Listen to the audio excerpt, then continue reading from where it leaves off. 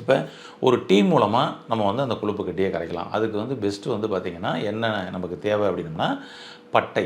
ஏன்னா இந்த பட்டை டீ அவ்வளோதான். இந்த பட்டையை வந்து பார்த்திங்கன்னா நல்ல சுத்தமான நயமான பட்டைகள் இன்றைக்கி வந்து மார்க்கெட்டில் வந்து கிடைக்குது. இந்த பட்டையை வந்து எடுத்து அப்படியே வந்து அதை அரைச்சி பவுட்ரு பண்ணி ஒரு டப்பாவில் வச்சுக்கோங்க. ஆமாம், பட்டை பவுடராகவும் கிடைக்கிது.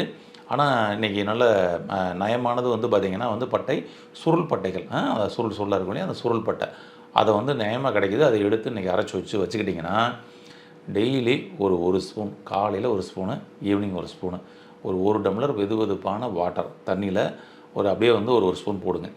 அல்லது நீங்கள் வந்து பார்த்திங்கன்னா கொதிக்க வச்சு கூட நீங்கள் சாப்பிட்லாம். எசன்ஸாக இறக்கி சாப்பிட்றது இன்னும் ரொம்ப சிறப்பு. அதனால் ஒரு 1.5 டம்ளர் தண்ணி வச்சுக்கோங்க. ஒரு ஸ்பூன் வந்து பார்த்திங்கன்னா பட்டை தூள் போட்டுக்குங்க. நல்லா கொதித்து அதோடய எசன்ஸ் எல்லாம் நல்லா இறங்கி வரும் பாருங்கள். இறங்கினதுக்கப்புறம் அதை அப்படியே எடுத்துருங்க. 1.5 டம்ளர் 1 டம்ளராக சுண்டிடும்.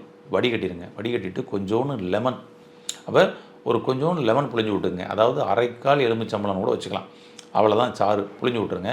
உங்களுக்கு வந்து இது வந்து புளிப்பு சுவை தெரியணும், ஓவர் புளிப்பு இருக்கக்கூடாது. மைல்டான புளிப்பு இருந்தால் போதும் சாப்பிட்றப்ப.